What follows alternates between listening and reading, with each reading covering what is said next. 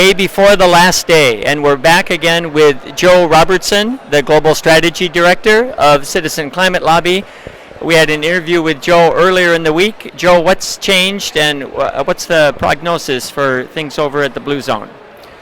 Well, the biggest change, I think, is that now the majority of countries support a 1.5 degree maximum temperature rise instead of 2 degrees. And that started last week when France and Germany signed up to that. They were the first industrialized countries to formally say they endorsed that standard.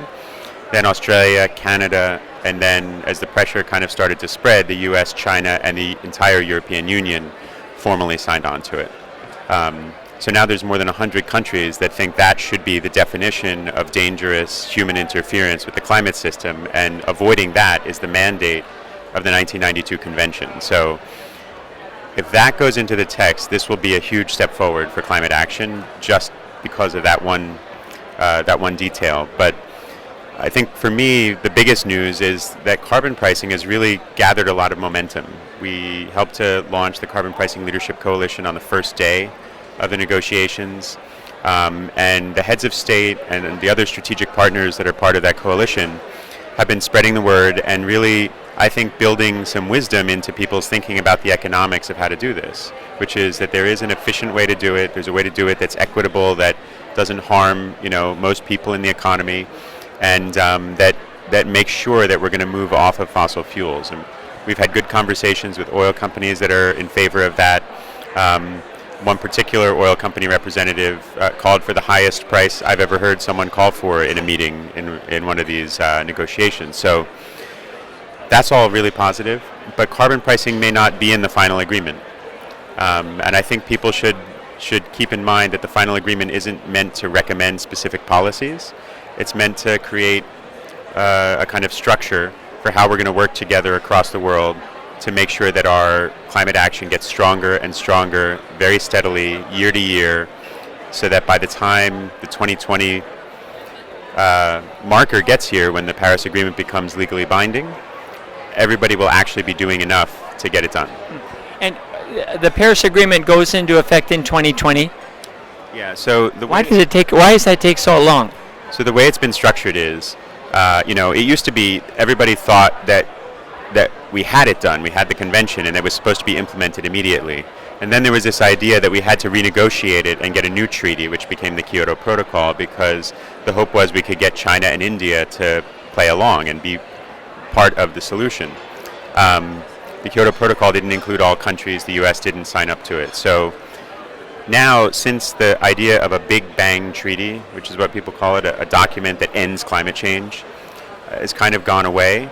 A few years ago, the negotiations turned to a different idea, which was that everybody has to do as much as they possibly can, and everybody who can facilitate more ambition should be doing that.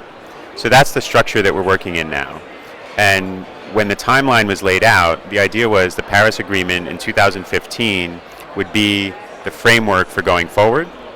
And then between 2015 and 2020, all of the countries of the world would have to start increasing the ambition of their plans, learning how to do things, getting more capacity. And in 2020, within each country's own legal system, their national plan would have to be legally binding. And so that's what people signed up to. That's how the consensus was arrived at. And that's what they're working for now, is to get something that comes out of Paris that is going to take us from 2015 to 2020, so that in 2020, when nations are bound to follow through on their promises, what they're actually following through on is strong enough. In the meantime, citizens, like the work that we're doing with Citizens Voice, we have our work to do is just to go home, communicate this message, and engage people. Yeah, I think absolutely. The message that I keep hearing, people who are skeptical or who don't really follow it communicate is that it's either going to be a success or a failure.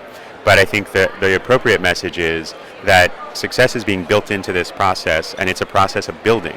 We're building relationships, we're building a structure, we're building a flow of resources so that countries that would never otherwise have the ability to do true comprehensive clean development can actually rely on that capability, rely on technology, rely on investment, rely on efficient enabling policies. All of that is being fit together in this complex puzzle. And, one more piece I think that can be communicated that's really helpful is that sometimes what you think you're hearing in the negotiations is not what you're actually hearing. You got to have 2 or 3 countries that disagree about an idea or a word or a phrase, and a lot of people care about that phrase, but the disagreement isn't about whether the phrase should exist or whether the phrase should be in a text. The disagreement is about what the implications are. And then that's the thing that people should be looking at is, well, how do we resolve those implications that cause such deep differences between negotiators? I think that citizens and as people who are reporting back from Paris, that's something that we can all help to educate people about. Thank you very much, and thanks for taking time out of the blue zone to come back here and speak to the citizens in the green zone. Absolutely. Look forward to hearing more tonight at our farewell dinner, and then the final agreement tomorrow. But you've done a fantastic job, and we're so proud of everything that all of us are creating together.